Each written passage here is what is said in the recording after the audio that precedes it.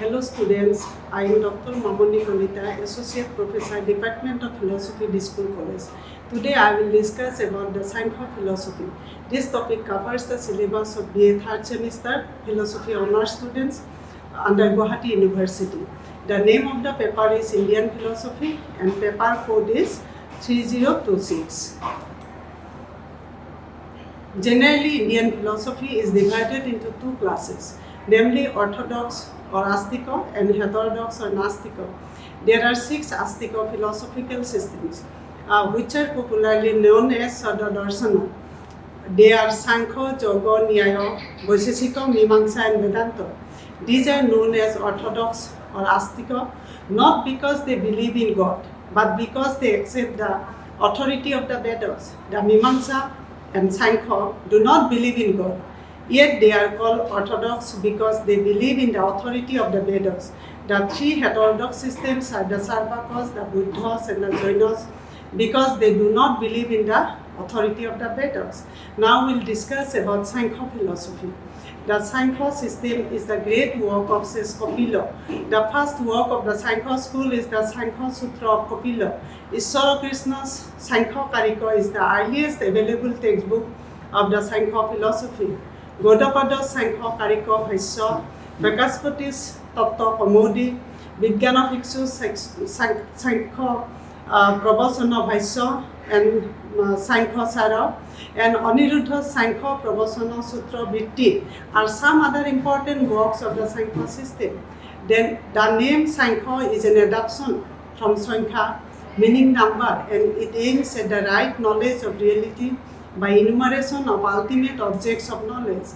In Sankhya philosophy, there are many theories like the Sankhya theory of possession, the Sankhya theory of Prakriti, the Sankhya theory of Purusha, and the Sankhya theory of evolution. Now we will discuss these theories one by one. The Sankhya theory of possession. The Sankhya metaphysics rests mainly on its theory of possession, which is also known as SANKHYA. It is a theory as to the relation of an effect to its material cause. The theory that the effect does not exist in the material cause prior to its production is known as Asatkaryavada. It is also called Arambhavada. The Sankhya theory of Satkaryavada offers some arguments. Number 1, if the effect were really non-existent in the material cause, then no amount of effort on the part of an agent could bring it into existence. In Sanskrit, it is known as Asatkarana. Number 2, there is an invariable relation between the material cause and its effect. A material cause can produce only the effect which is causally related. It is known as Upadana Grahana. Number 3, only certain effects can produce from certain causes. Cat can be got only out of milk and a cloth only out of threads. This shows that the effects somehow exist in the cause. Sarva Sambhavavat. Number 4, the effect that only a potent cause can produce a desired effect goes to show that the effect must be potentially contained in the cause. Saktasya Sakta Karanat. Number 5, if the effect is really non-existent in the cause, then we have to say that when it is produced, the non-existent come into existence. That is, something comes out of nothing, which is abstract. This is known as Karana Bhava. Satkaryavada is of 2 kinds. One is Parinamavada and another is Vivartavada. According to Parinamavada, when the effect is produced, there is a real transformation of the cause into the effect. For example, the production of a pot from clay or curd from milk. According to Vivartavada, the sense of the cause into the effect is merely apparent. For example, when we see a snake in a rope, it is not the case, and the rope is really transformed into the snake. The Advaita Vedantin accept this kind of sense. Now we'll discuss about the Sankhya theory of Prakriti. The ultimate cause of the world must be some unintelligent or unconscious principle which is uncaused, eternal and all-pervading. and always ready to produce the objects of the world. This is the property of the Sankhya system. There are some proofs for the existence of Prakriti. Number 8. All particular objects of the world are limited and dependent on one another. So there must be an unlimited and independent cause for their existence. It is known as Vedanama Porimanat. Then number B. Things of the world possess certain common characteristics by which every one of them is capable of producing pleasure, pain and indifference. Therefore, they must have a common cause having these three characters. It is known as Samanavaya. Next, number C. All effects proceed from the activity of some cause which contains their potentiality within it. Karjata Pravitesya. Number D. An effect arises its cause and is again resolved into it at the moment of its destruction. It is known as Avibhagat Vishwarupasya. Prakriti is constituted by three gunas, that is Sattva, Rajas and Tamas. Sattva is of the nature of pleasure, light and illuminating. Rajas is of the nature of pain and is mobile and stimulating. Tamas is the nature of indifference and is heavy and evolving. The gunas are in the state of both conflict and cooperation with one another. Another characteristics of the gunas is that they are constantly changing. There are two kinds of transformation. During pralaya or dissolution of the world, the gunas change each within itself without disturbing the others. That is, sattva changes into sattva, rajas into rajas, and tamas into tamas. Such transformation of the gunas is called sarupa parinama, or change into the homogeneous.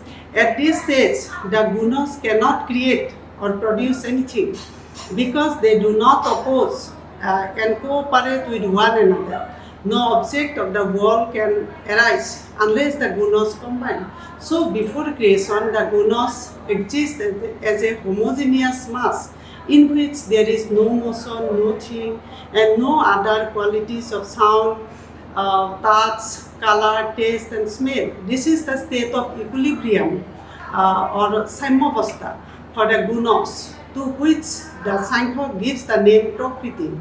The other kind of transformation takes place when one of the gunas dominates over the others, which become subordinate to it.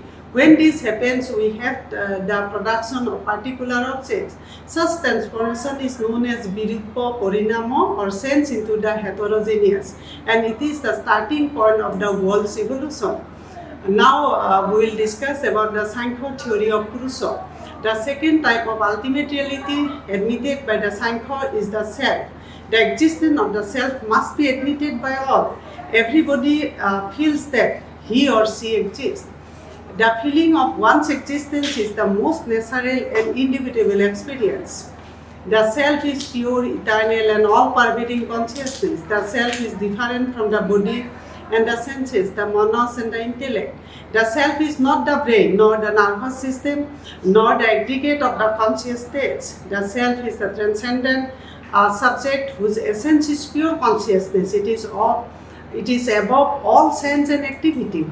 The self is uncaused, eternal and all-pervading reality, which is free from all attachment and unaffected by all objects. All sense and activity, all pleasures and pains belong to the body, mind and intellect. There are some proofs for the existence of Purusha. The existence of the self or the Purusha are as follows. Number A, all compound objects exist for the sake of the Purusha. The body, the senses, the mind and the intellect are all means to realize the end of Purusha, Sankhat Pararthata. Number B, all objects are composed of the three gunas and therefore logically presuppose the existence of Purusha. Three guna be viparjaya. Number C, there must be a transcendental synthetic unity of pure consciousness to cooperate all experiences, adhisthana. Number D, non-intelligent Prakriti cannot experience its product. So there must be an intelligent principle to experience the worldly products of Prakriti. Bhakti Bhavat. Number E, there are persons who try to attain release from the sufferings of the world. Kavalyatham Pravitesya. There are some proofs for the existence of many selves in Sankhya philosophy. Number A, there is an obvious difference in the birth and death and the sensory and motor organs of different individuals.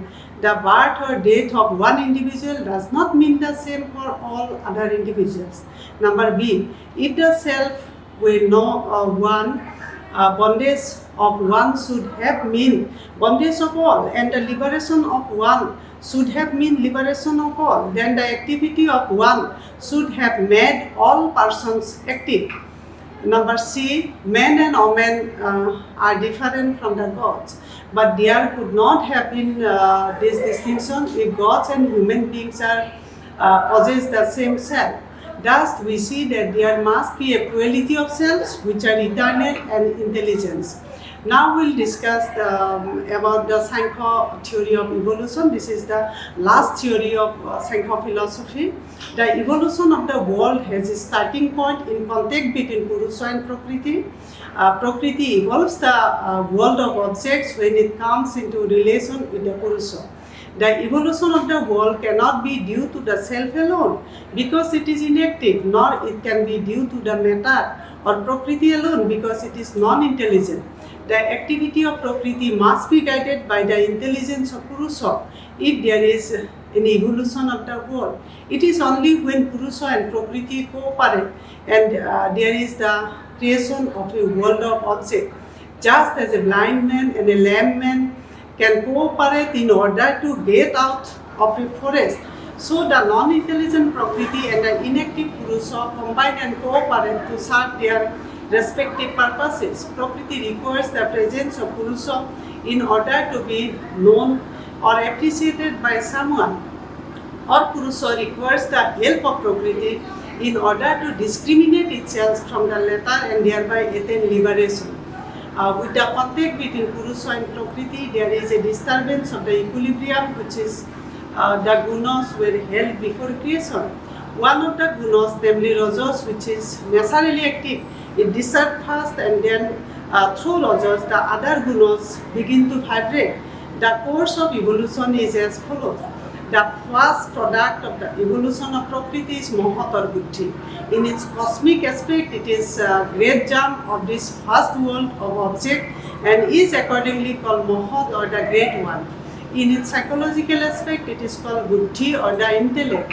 It is the natural function of Buddhi to manifest itself and other things.